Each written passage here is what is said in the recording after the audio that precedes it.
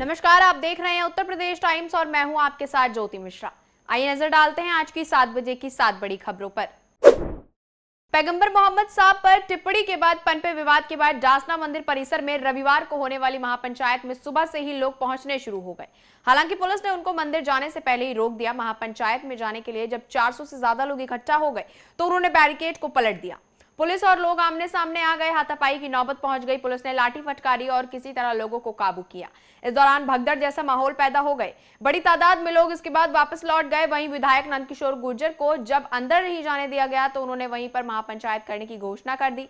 उन्होंने डासना मंदिर के बाहर प्रदर्शन करने समेत अन्य मामलों में एनएसए की कार्रवाई करने की मांग की। उन्होंने पुलिस अधिकारियों पर भी तमाम आरोप लगाए।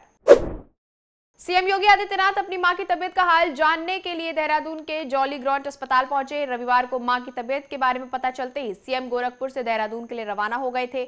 वहां एयरपोर्ट से वो सीधे अस्पताल गए और मां से मुलाकात की। मीडिया रिपोर्ट्स के अनुसार सीएम योगी की मां की हालत स्थिर है। उनकी मां सावित्री देवी की अचानक तबीयत बिगड़ने पर उन्हें देहरादून स्थित हिमालयन अस्पताल में भर्ती कराया गया। सीएम योगी के आने की सूचना पर पुलिस प्रशासन भी अलर्ट मोड पर आ गया। महाराष्ट्र के पूर्व मंत्री और एनसीपी अजित गुट के बड़े नेता बाबा सिद्दीकी की मुंबई के बांद्रा ईस्ट में गोली मारकर हत्या कर दी गई। मुंबई पुलिस ने इस मामले में 2 संदिग्ध को गिरफ्तार कर लिया है। गिरफ्तार संदिग्ध गैंगस्टर लॉरेंस बिश्नोई गैंग के हैं। सूत्रों का कहना है कि गिरफ्तार किए गए दोनों संदिग्धों ने खुद ये दावा किया है। इस हत्याकांड में यूपी का कनेक्शन भी सामने आया है। हत्याकांड में शामिल धर्मराज कश्यप और शिव कुमार उर्फ शिवा गौतम दोनों केसरगंज कोतवाली के गंडारा गांव के रहने वाले थे। कुछ महीने पहले धर्मराज कश्यप अपने साथी शिवा गौतम के साथ मुंबई काम तलाशने आया था। मुंबई में इस हाई प्रोफाइल मर्डर में उसका नाम सामने आने के बाद बहराइच पुलिस ने उसके बारे में छानबीन की तो कोई पुराना आपराधिक इतिहास नहीं मिला। फिलहाल पुलिस उसके बारे में गहनता से पता लगा रही है। गाजियाबाद के साहिबाबाद में दशहरे पर रामलीला में कैबिनेट मंत्री ने बड़ा बयान दिया। उन्होंने कहा कि खून तो सबका लाल है पर डीएनए एक नहीं है। बच्चों में हिंदुत्व जगाना होगा। मंत्री ने कहा कि डीएनए एक होता तो मंदिर न तोड़ते। उनका यह भाषण वायरल हो रहा है। शनिवार रात कैबिनेट मंत्री राजनगर सेक्टर 10 की रामलीला में पहुंचे थे। कैबिनेट मंत्री ने अपने वायरल भाषण को उचित ठहराते हुए कहा कि मैंने जो कहा सही कहा। उन्होंने कहा हम भारतीयों का खून और डीएनए एक हो भी सकता है लेकिन जो लोग बाहर से आए हैं उनका डीएनए हमसे नहीं मिलता। यूपी में एक बार फिर पुलिस और बदमाश के बीच एनकाउंटर हुआ है। यूपी के बुलंदशहर जनपद के आहार थाना क्षेत्र में पुलिस ने एनकाउंटर में 1.5 लाख के इनामी बदमाश राजेश को मार गिराया।